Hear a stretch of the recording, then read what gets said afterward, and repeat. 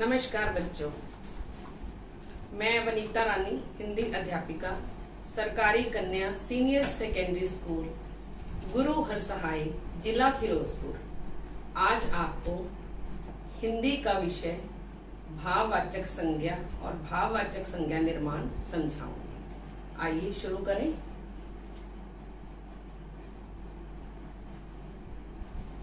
सबसे पहले जानते हैं भाववाचक संज्ञा क्या होती है। तो भाववाचक संज्ञा को जानने से पहले यह जानना है कि हम अब तक पिछली क्लासों में, कक्षाओं में क्या पढ़ चुके हैं। प्रत्येक नाम संज्ञा कहलाता है। नाम जैसे मेरा नाम, मैंने आपको अभी बताया कि मेरा नाम वनीता रानी है, तो मेरा नाम भी एक संज्ञा है। प्रत्येक वस्तु, प्राणी, स्थान, व्यक्ति और भाव का कोई ना कोई नाम अवश्य होता है।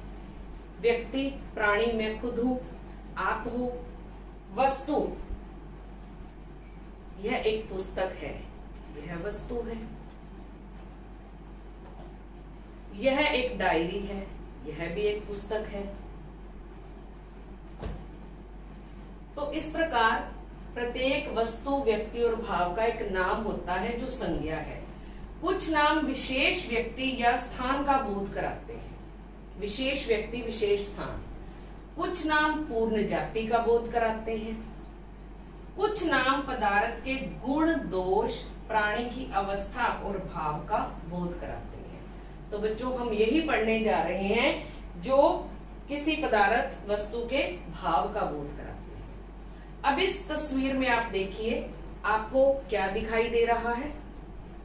बिल्कुल सही, एक बच्चा है जो बैठा है।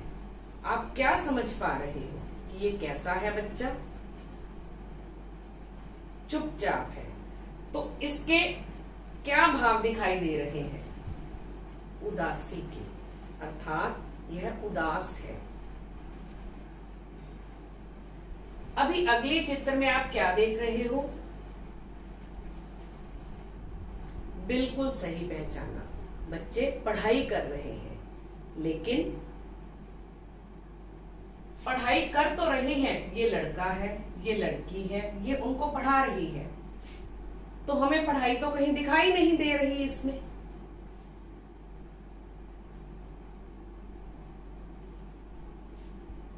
एक तस्वीर और है जिसमें हमें एक परिवार दिखाई दे रहा है। परिवार में कौन कौन होता है? जैसे आपका परिवार है, माता, पिता, दादा, दादी, बहन, भाई। तो इस परिवार में हमें 3 प्रकार के लोग दिखाई दे रहे हैं। दादी, दादाजी जो बूढ़े हैं, लेकिन हमने इनको बूढ़ा नहीं लिखा। माता, पिता जो जवान हैं, लेकिन हमने इनको भी जवान नहीं लिखा। बच्चे, इनको भी नहीं लिखा बच्चा। तो हमने इनके भाव को समझा है कि बूढ़ा होने का भाव हमें जो दिखाई देता है, महसूस होता है, दिखाई नहीं देता, महसूस होता है, वो है बुढ़ापा। जवान होने का भाव जवानी, और बच्चा बचपन। तो जो शब्द किसी चीज, वस्तु अथवा पदार्थ की अवस्था, दशा या भाव का बोध करवाते हैं, अर्थात ज्ञान करवाते हैं, उन्हें भाववाचक संज्ञा कहते हैं। भाव शब्द से ही बेटा पता चल रहा है, हमारी भावनाएं जो हम महसूस करते हैं। बचपन, सुंदरता, लंबाई, मिठास इत्यादि। साधारण भाषा में कहें तो जो शब्द किसी वस्तु, व्यक्ति, स्थान, वस्तु, व्यक्ति, स्थान। स्थान जैसे ये कमरा है, वस्तु जैसे ये मेरे पास स्त्री है, ये भी एक वस्तु है। यह कवर है, ये भी एक वस्तु है। व्यक्ति मैं हूं, आप हूं। तो हमारी जो दिशा है, दशा है, हमारा भाव क्या है, उसका जो ज्ञान करवाते हैं हमें, वही शब्द भाववाचक संज्ञा शब्द कहलाते हैं। इन शब्दों से धर्म, गुण, दोष, अवस्था और व्यापार आदि का पता चलता है। किसी चीज में क्या गुण है, क्या अच्छाई है उसकी, उसका हमें पता चलता है। दही में खटास है। आप भी दही खाते हो ना घर में।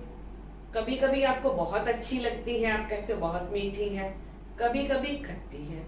तो ये दही का जो खट्टापन है वो क्या है, खटास। हम खटास को देख नहीं पा रहे, हमने स्वाद से बताया है कि ये खट्टी है, अर्थात इसमें खटास है। उसे काम में सफलता मिली है। बच्चा बहुत खुश है, जैसे आप भी खुश होते हो, आप जीत कर आते हो, हे मैं जीत गया, मैं प्रथम आया हूं, तो उसे सफलता मिली है। क्या हम इसके चेहरे पर कहीं से तस्वीर में सफलता को देख सकते हैं? बिल्कुल नहीं।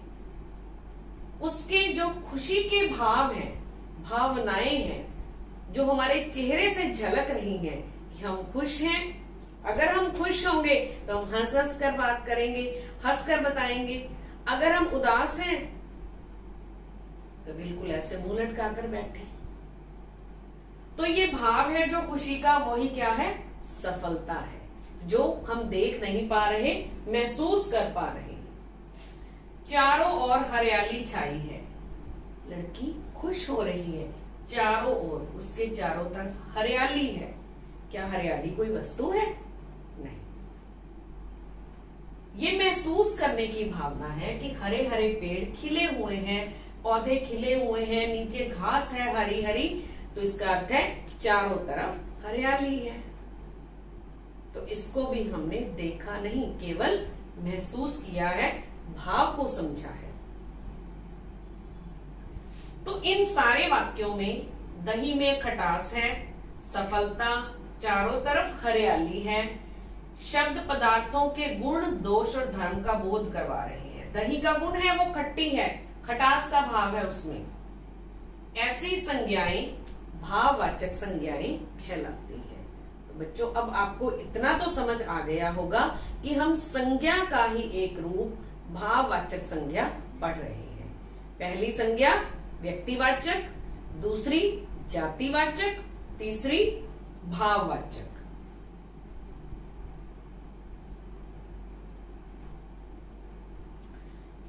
भाववाचक शब्द का अर्थ है हमारे मन के भाव, जो हमारे मन के अंदर है, दिखाई नहीं दे रहे, जो हम केवल समझ सकते हैं।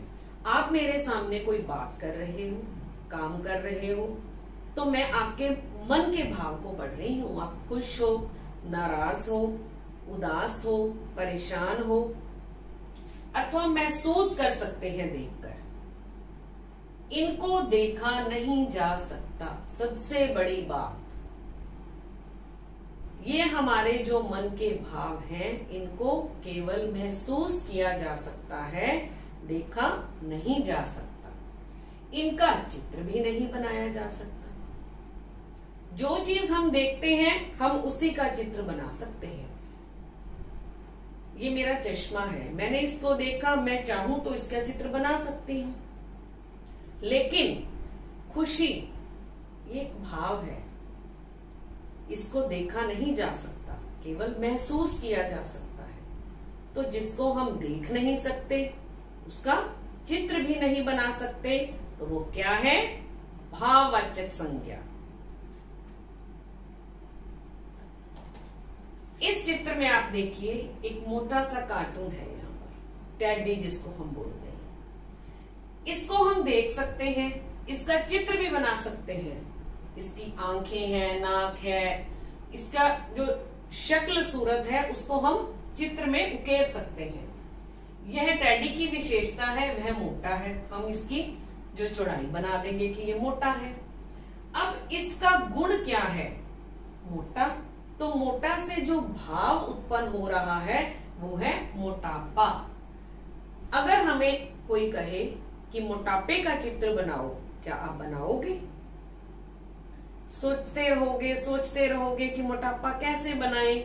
मोटे मोटे व्यक्तियों की इमेज, तस्वीर तो सामने आएगी, लेकिन वो तो मोटे हैं, मोटापा कहां गया, यह समझ नहीं आएगा। आप घर में केक खाते हो ना, जन्म दिवस पर, किसी अच्छे शुभ अवसर पर घर में लाते हो केक, मुंह में पानी आ गया होगा अभी देखकर सबके मन में। तो केक जो दिखाई दे रहा है वह एक संज्ञा है, क्योंकि यह एक वस्तु है, खाने का पदार्थ है, खाद्य पदार्थ। लेकिन इसके अंदर से जो भाव पैदा हो रहा है वो है इसका मीठापन, इसकी मिठास। केक को देखते ही मुंह में पानी आता ना, कितना मीठा होगा ये, कितना क्रीमी है, कितना अच्छा लग रहा है, कितना सुंदर है। तो जो इतने सारे भाव हमारे मन के अंदर आए हैं, सुंदर है, अच्छा है, मीठा है, ये सारे क्या है? भाववाचक संज्ञा। क्योंकि केक को हम देख रहे हैं लेकिन इसके मीठेपन को नहीं देख पा रहे, महसूस कर सकते हैं। तो भाववाचक संज्ञा शब्द जैसे ईमानदारी, बच्चा आपके गिरे हुए पैसे लौटा कर जाता है, उसने ईमानदारी की उदाहरण दी है। क्या आपने ईमानदारी को देखा? नहीं, केवल महसूस किया। न्याय, राजा ने न्याय किया था। आपने पिछली कक्षाओं में पाठ पढ़ा था ना कि दो पड़ोस के राजा जो मिलकर एक राजा के पास जाते हैं कि वो कैसे न्याय करता है। तो न्याय को हमने महसूस किया कि सही व्यक्ति को उसके रुपए लौटा दिए, उसका घोड़ा लौटा दिया, तो क्या न्याय किया। न्याय को देखा नहीं हमने। मिठास, केक की मिठास देखी, रसगुल्ले की मिठास। बुढ़ापा, परिवार में जो बूढ़े व्यक्ति हैं उनका जो भाव प्रकट होता है वो है बुढ़ापा।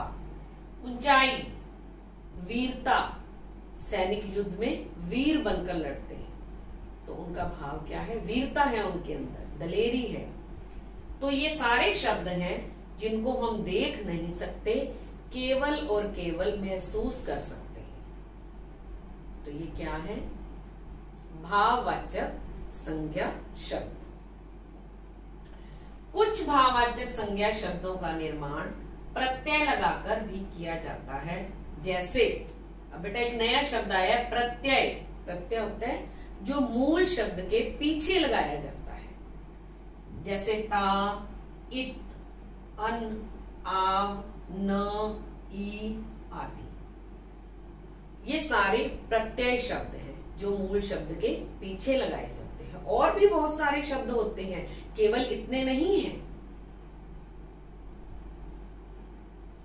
जैसे वीर के साथ ता जोड़ने पर वीरता, इंसान के साथ इत जोड़ने पर इंसानियत, बच्चा जमापन बचपन, अपना जमापन अपनापन। तो ये है भाववाचक जो प्रत्यय के साथ मिलकर बनते हैं। बहुत प्यारा बच्चा है ना, आप भी छोटे होते ऐसे ही थे। तो बच्चा से जो भाव पैदा हुआ बचपन, ऊंचा ऊंचाई, गहरा गहराई, आधुनिक आधुनिकता, अनभिज्ञ अनभिज्ञता, वीर वीरता, अज्ञान अज्ञानता, बूढ़ा बुढ़ापा, कुशल कुशलता, थकना थकान, लड़का लड़कपन, बच्चा बचपन, आवश्यक आवश्यकता, झुकना झुकाव, जलना जलन, रुकना रुकावट। आगे रास्ते में कुछ आ जाना, रुकावट आ गई, बाधा आ गई।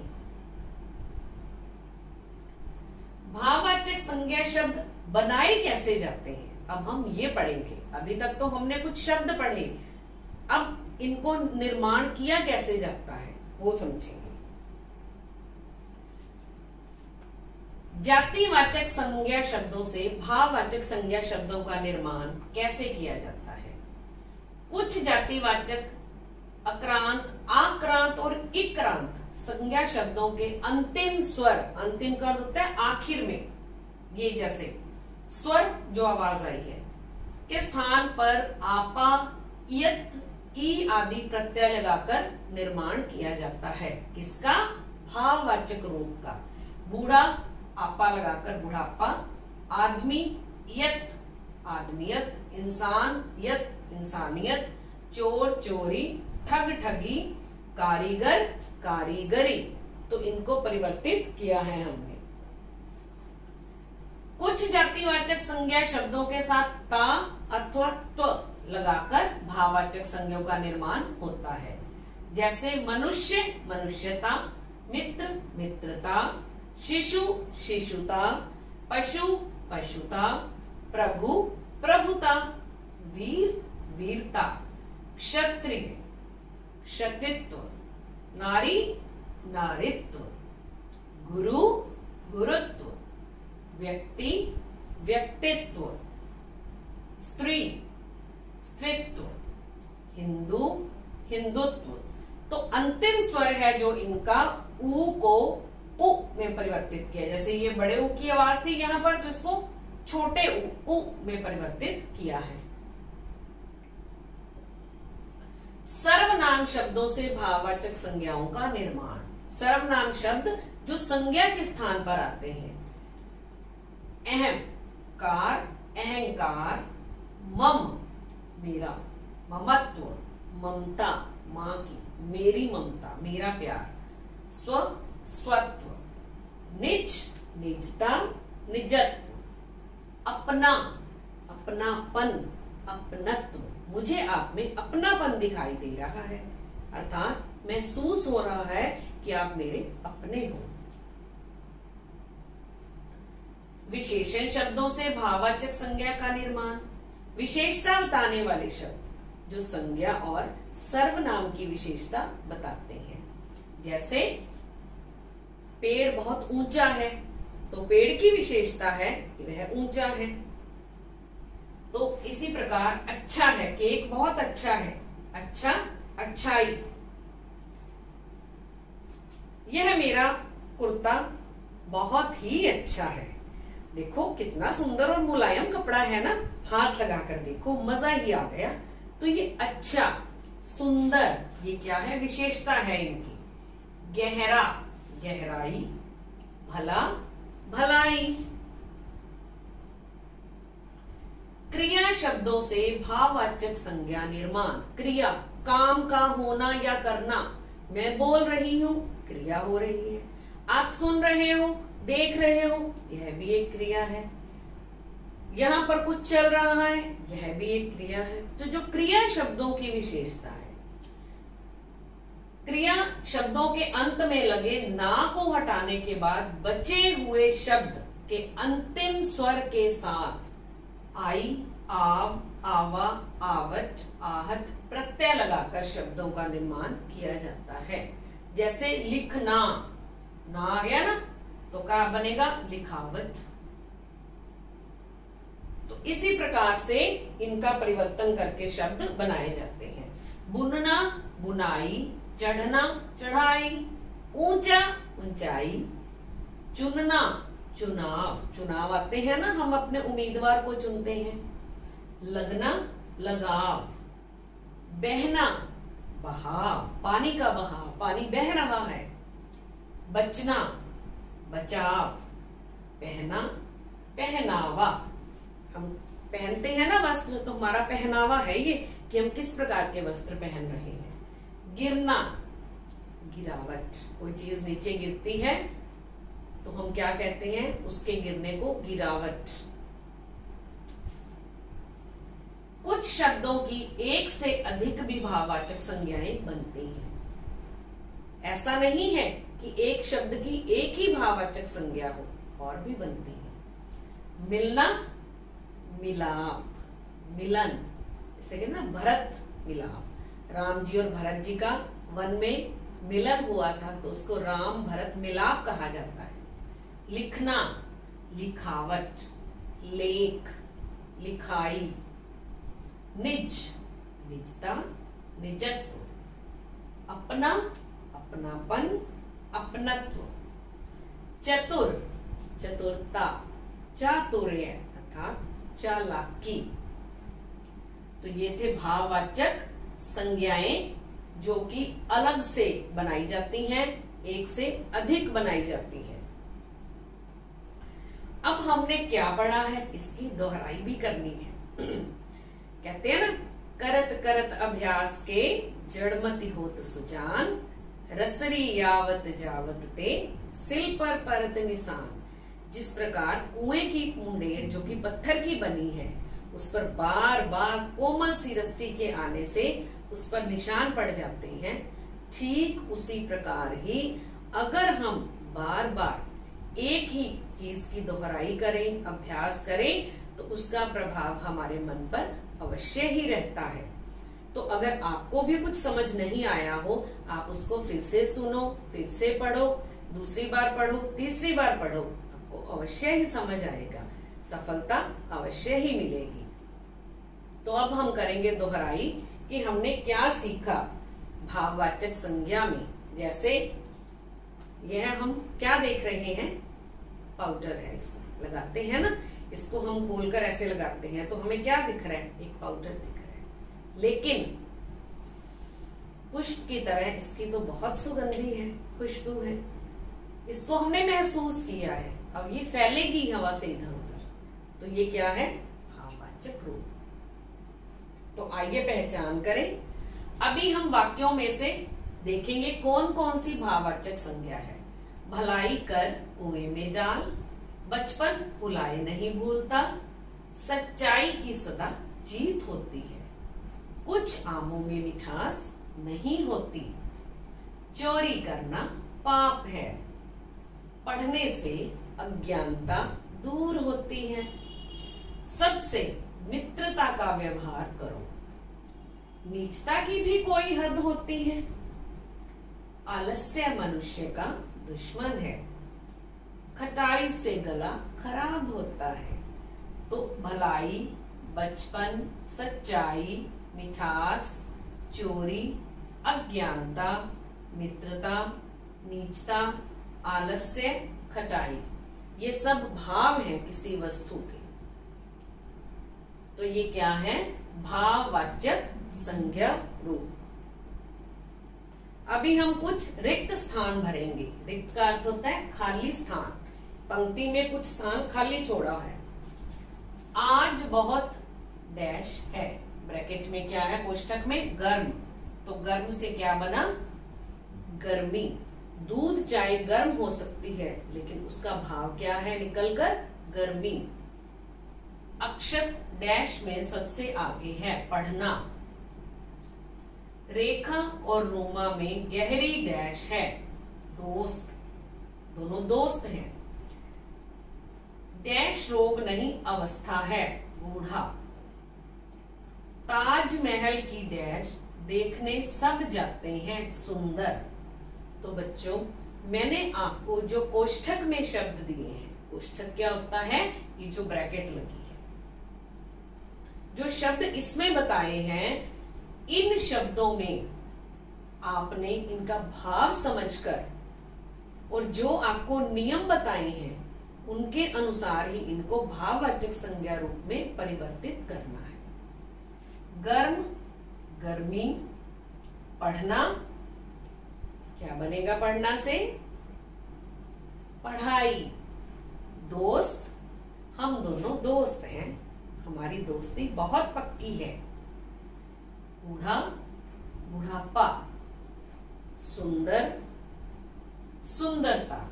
तो गर्म से गर्मी, पढ़ना से पढ़ाई, दोस्त से दोस्ती, बूढ़ा से बुढ़ापा, सुंदर से सुंदरता। ये जो शब्द हैं, गर्मी, पढ़ाई, दोस्ती, बुढ़ापा और सुंदरता, ये भाववाचक संज्ञा रूप हैं। तो अब हमने क्या क्या समझ लिया, भाववाचक संज्ञा शब्द क्या होते हैं, इनका निर्माण किस प्रकार किया जाता है। सबसे पहले आपको निम्नलिखित शब्दों के भाववाचक संज्ञा रूप बनाने हैं। एक, मादक, नीच, बच्चा, भला, सच्चा, खट्टा, मीठा, बूढ़ा। तो ये शब्द आपने अपनी उत्तर पुस्तिका पर, अभी आप अपनी कोई कॉपी उठा सकते हो जिस पर लिख सकते हो सुंदर लिखाई में, उसके बिल्कुल सामने, जैसे एक के सामने इसका भाववाचक रूप क्या बनेगा, एकता। तो इसी प्रकार से बाकी शब्दों के भी भाववाचक रूप लिखने हैं। मित्र, ठग, युवक, नारी, आलसी, संतुष्ट, राष्ट्रीय, लिखना, चिकित्सक, पराया, भक्त, ईमानदार, कमाना, पूजना, समीप, सुंदर। इनमें से कुछ शब्द आपको ऐसे भी मिलेंगे जिनके आपको एक से अधिक अर्थात 2 भाववाचक संज्ञा रूप भी बनाने हो सकते हैं, अर्थात बन सकते हैं। तो आप उनके 2 रूप बनाओगे। अब आगे हम दिए गए वाक्यों में से, आपके सामने कुछ 5 वाक्य दिए गए हैं, इनमें से भाववाचक संज्ञा शब्द ढूंढकर उनको रेखांकित करेंगे। रेखांकित का अर्थ होता है उस शब्द के नीचे रेखा लगाना। गन्ने में मिठास है, इस वाक्य में 4 शब्द हैं। गन्ने में मिठास है, तो आपको इन चारों में से कौन सा शब्द भाववाचक संज्ञा है उसके नीचे एक रेखा लगानी है। मैंने बचपन में बहुत मजे किए। बुढ़ापा बुरी अवस्था है। आपकी लिखाई बहुत अच्छी है। आपकी भी अच्छी है ना, सुंदर लिखाई। मेरे पिताजी आज बहुत उदास हैं। तो इन 5 वाक्यों में से प्रत्येक वाक्य में आपने भाववाचक संज्ञा शब्द को रेखांकित करना है। परीक्षा में आपको गोला लगाना भी कह सकते हैं। तो आपको जिस प्रकार कहा गया हो उसी निर्देश अनुसार ही आप परिवर्तित करोगे और उत्तर दोगे। आगे है मिलान करो। एक तरफ मैंने कुछ शब्द दिए हैं, दूसरी तरफ भी दिए हैं कुछ शब्द, लेकिन मैंने कहीं नंबर नहीं लगाया, अंक 1, 2, 3, 4, 5। तो इसी प्रकार ऐसे भी हैं 4 शब्द 5। आपने चाहे तो इनको सीधी रेखा से मिलाओ अथवा नंबर को नंबर के साथ मिलाओ। तो ये था आपका गृह कार्य। आपने इसको अच्छी तरह से सुंदर लिखाई में पूरा करना है। आज का कार्य आपका यहीं समाप्त होता है। धन्यवाद।